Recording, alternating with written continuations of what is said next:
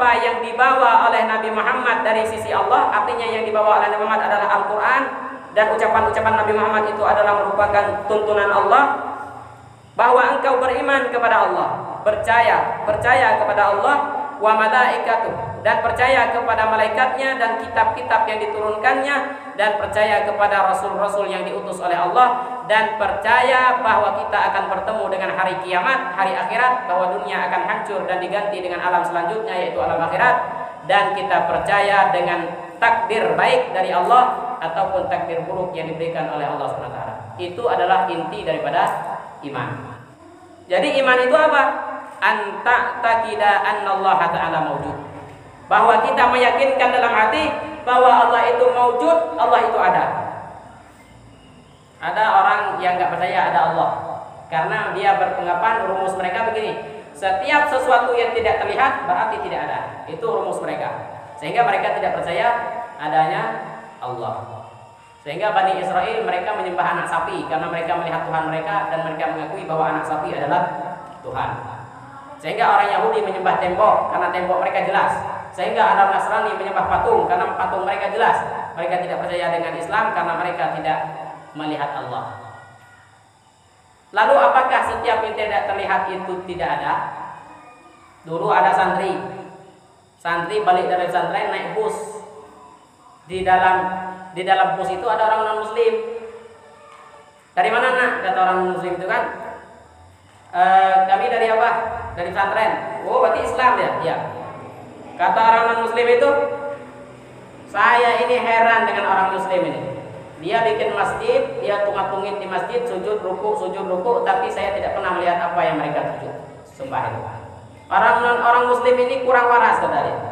Maka anak santri ini kebetulan dia pintar, dia bilang sama bapak, jadi Pak, tidak setiap yang tidak kelihatan itu tidak ada. Justru Allah yang tidak ada itu menunjukkan bahwa Allah itu ada.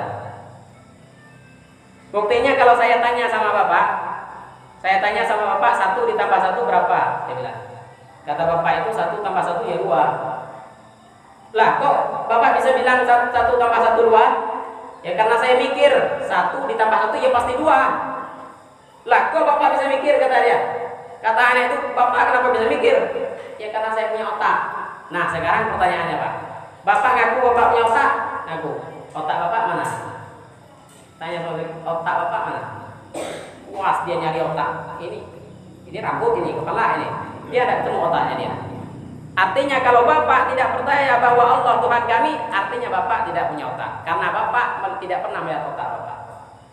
Jadi tidak mesti yang tidak ada itu tidak terlihat itu tidak ada. Jadi kita meyakini bahwa Allah itu adalah zatul wujubil wujud, zat yang wajib ada, yang mengatur segala alam semesta, yang menciptakan lautan, yang menciptakan bumi dan langit, yang menciptakan sesuatu yang tidak mungkin diciptakan oleh makhluk lain kecuali dengan kekuatan Allah Subhanahu wa taala.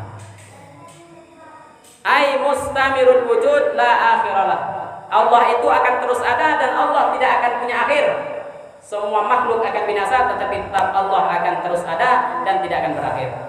Li'annahu law lam yakun mawjudan maka syai'un minal khalq. Kalau seandainya Allah tidak ada, maka semua makhluk juga tidak akan ada. Karena yang menciptakan seluruh makhluk adalah Allah Subhanahu wa taala. Sehingga Allah Subhanahu wa taala berfirman sendiri dalam Quran, "Afillahi syakkun." Apakah ada keraguan bagi kamu tentang adanya Allah? Fatiris samawati wal ardi yad'ukum. Allah yang telah menciptakan langit yang menjulang tinggi tanpa tiang, Allah yang menciptakan bumi yang terhamparan luas. Apakah ada keraguan kepada kalian tentang adanya Allah? Tidak ada keraguan. Coba cari tanya, ada nggak profesor di dunia ini yang mampu menciptakan bumi, yang mampu menciptakan langit? Tidak ada. Cari Tuhan-Tuhan mereka yang mengaku mereka yang punya Tuhan selain Allah, yang mengaku mereka punya Tuhan selain Allah, suruh Tuhan mereka ciptakan semua itu, mereka tidak bisa. Maka tidak ada yang punya kekuatan sehebat itu melainkan Allah Subhanahu wa taala. La ilaha illallah. Wa lihada bu'isal anbiya kulluhum yad'u bid'awatil khalqi ila tauhid. Maka karena inilah Nabi Muhammad dan nabi-nabi sebelumnya diutus oleh Allah Subhanahu wa taala untuk mengajak makhluk Allah, manusia-manusia kepada tauhid, untuk mengucapkan la ilaha illallah Muhammadur Rasulullah. Wa ma umiru ayyakun lana ilahun walil alami ilah. Kami punya Tuhan dan alam ini punya Tuhan. Bukan begitu. Jadi kita ini Tuhan kita dengan Tuhan alam sama. Jadi tidak boleh dibedakan. Saya punya Tuhan, alam punya Tuhan yang lain, tidak. Jadi kita tidak pisah Tuhan kita dengan alam. Artinya saya punya Tuhan satu yaitu Allah, dan alam ini punya Tuhan satu yaitu Allah. Alam dan saya sama-sama memiliki Tuhan yang satu yaitu Allah Subhanahu wa taala. Jadi tidak boleh kita mengatakan saya punya Tuhan, alam ini punya Tuhan. Jadi artinya saya punya Tuhan sendiri, alam punya Tuhan sendiri. Tidak boleh kita ngomong seperti itu. Yang jelas yang boleh kita katakan, alam punya Tuhan yaitu Allah, saya punya Tuhan yaitu Allah. Artinya Allah adalah Tuhan saya dan Tuhan alam semesta. Maka tidak boleh dibagi-bagi. Wa annahu ta'ala wahidun la syarikalah. Dan bahwasanya Allah Subhanahu wa taala itu satu, tidak ada yang menyekutuhi bagi Allah fi uluhiyah. Artinya tidak ada Tuhan dua, Tuhan satu, Tuhan tiga, Tuhan empat, tidak ada. Allah lah Tuhan kita yang satu-satunya, al-wahidul la syarikalah. Wala mithla lahu wala shibha lahu. Tidak ada yang serupa dengan Allah dan juga tidak ada yang sama bentuknya dengan Allah. Baik fi zat dalam bentuk, wasifat ataupun sifat. Kalau zat itu bentuk, jadi tidak ada bentuk di dunia ini yang sama dengan Allah. Jadi gini Pak, banyak orang sholat, dia itu kalau sholat, dia mikir dalam otak dia itu tulisan Allah. Allah, dalam otak itu ada tulisan Allah. Allah bukan tulisan itu. Allah bukan tulisan. Jadi tidak boleh kita mengatakan Allah itu tulisan Allah. Bukan, Allah itu bukan tulisan itu. Itu hanya tulisan nama Allah saja. Jadi Allah tidak boleh digambarkan dengan apa saja.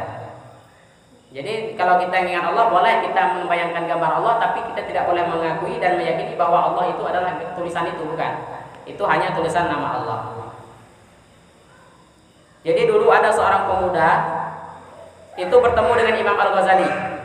Lalu Imam Ghazali bertanya, "Ya syab, anta ta'rifullah?"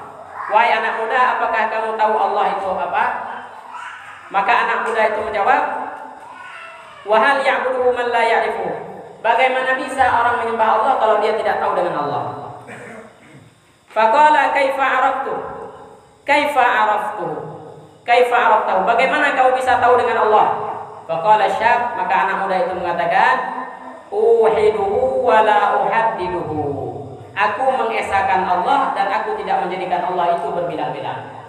Jadi Allah tetap satu. Wa a'buduhu wa la ukayyifuhu.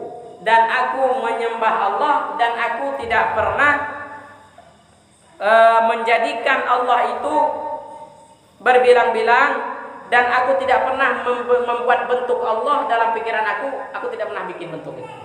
Jadi kita tidak boleh membayangkan Allah itu begini, tidak. Jadi Allah tidak boleh kita bentuk dalam pikiran kita, karena Allah tidak sama dengan apa yang kita pikirkan. La yatasarru fil aqli. Jadi orang yang pintar itu bukan orang yang mencari bentuk Allah, tapi orang yang pintar itu adalah orang yang melihat sifat-sifat dan kemuliaan Allah. Jadi tidak usah dicari bentuk Allah. Kenapa? Di akhirat nanti dalam kaidah Asy'ariyah mengatakan di akhirat nanti kita akan bertemu dengan Allah kalau kita masuk surga. Ya tenang aja, yakin bahwa itu adalah terjadi. Di akhirat nanti kita akan melihat Allah kalau kita masuk surga. Bagaimana bentuk Allah Subhanahu wa taala? Sebab Nabi Musa pun tidak pernah mampu melihat Allah. Khalaqas samawati wal ard, Allah yang menciptakan langit dan bumi. Wa khalaqal maut, Allah juga yang telah menciptakan mati. Allah menciptakan mati di dunia, wal hayah, Allah menciptakan hidup. Di dunia kita mati, di akhirat nanti kita hidup kembali. Kita mati, kita hidup kembali. Di akhirat nanti kita pada yaumul ba'ats kita akan hidup kembali. Wa khalaqat ta'ah, Allah juga yang menciptakan taat. Jadi ketaatan itu yang menciptakannya siapa? Allah. Alhamdulillah, ya Allah, bersyukurlah kita ini. Sehingga kita ini dijadikan orang taat, rajin ke masjid, ya Allah. Tidak terbayang kalau Allah jadikan kita jadi preman besar, bandar narkoba, ya Allah. Allah jadikan kita yang tukang jual minuman keras, yang mabuk-mabukan, yang bikin kafe, ya Allah. La ilaha illallah.